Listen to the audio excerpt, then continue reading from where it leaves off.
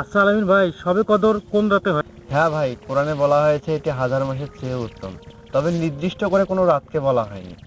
আসসালামু আলাইকুম হুজুর। ওয়ালাইকুম আসসালাম রাহমাতুল্লাহ। আপনার দেখা পাওয়া ভালো হইলো, আলহামদুলিল্লাহ ভালো ভালো আছি। আছো তোমরা? বসেন আলহামদুলিল্লাহ, হুজুর, বসেন। বসেন। হুজুর কি করতেছো এখানে? এই তো বসি, একটা বিষয়ে গল্প করতেছি। একটা বিষয় আপনার আপনার দেখা ভালো হইলো বলি। আচ্ছা হুজুর, সবে কদর কোন রাতে হয়? কেন সোহেল, তুমি জানো না? না, এই বিষয়ে আমি জানি না। এটা আল্লাহর রাসূল সাল্লাল্লাহু আলাইহি সাল্লাম বলেছেন যে তোমরা রমাদান মাসের শেষ দশক, অর্থাৎ যে রমাদান মাস 30 দিন, এর শেষ যে 10 দিন রয়েছে, এতে 5টি রাতকে আমাদের রাসূল সাল্লাল্লাহু আলাইহি সাল্লাম তালাশ করতে বলেছেন, অর্থাৎ বেজর রাত্রিগুলোকে তালাশ করতে বলেছেন। আর এই রাতের যে কোনো একদিন লাইলাতুল কদর হবে। তুমি জানো কি এই রাতগুলো হচ্ছে 21, 23, 25, 27, 29। এই 5টি রাত খুবই গুরুত্বপূর্ণ প্রত্যেক মুমিন বান্দাদের জন্য। আর এই 5টি রাতের মধ্যে আল্লাহ তাআলা আরশে আজিম থেকে প্রথম আসমানে অবতরণ করেন। আচ্ছা হুজুর, তাহলে নিশ্চিত করে বলা যাচ্ছে না কোন রাত? হ্যাঁ আমিন, এই রাত আল্লাহর রহস্য।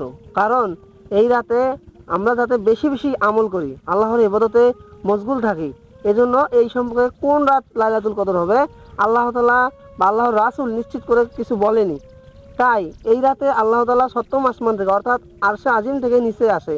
আল্লাহর ফেরেশতারা তার বান্দার জন্য দোয়া করতে থাকে। আর তুমি জানো এই রাতে আল্লাহ তাআলা কুরআনুল কারীমকে নাজিল করেছেন এবং বান্দার সকল গুনাহ মাফ হয়ে যায়। সুবহানাল্লাহ। তাহলে আমরা ইমাম সাহেব এই রাত্রিগুলোতে আমরা কি কি করবো? হ্যাঁ, এই রাত্রে আমাদের যা করণীয় তা হচ্ছে আমাদের বেশি বেশি নামাজ পড়তে হবে, নফল নামাজ, এবং কোরআন তিলাওয়াত করতে হবে, এবং আল্লাহর কাছে আমাদের বেশি বেশি ইস্তেগফার করে আল্লাহর কাছে ক্ষমা চাইতে হবে। তাহলে হুজুর আমরা তাহলে আজ থেকে প্রস্তুত নিই, হ্যাঁ ইনশাআল্লাহ। ইনশাআল্লাহ। হুজুর তাহলে ঠিক আছে, আমরা এই মহামূল্যবান রাতকে নষ্ট করব না, ইবাদতে মশগুল থাকবো ইনশাআল্লাহ। অবশ্যই। আমরা আল্লাহ সবাইকে তৌফিক দান করুক এই রাত্রিগুলোতে আমরা এই ইবাদত করার। শেষের 5টি রাত্রি খুব গুরুত্ব সহকারে ইবাদত করবো ইনশাআল্লাহ। ইনশাআল্লাহ।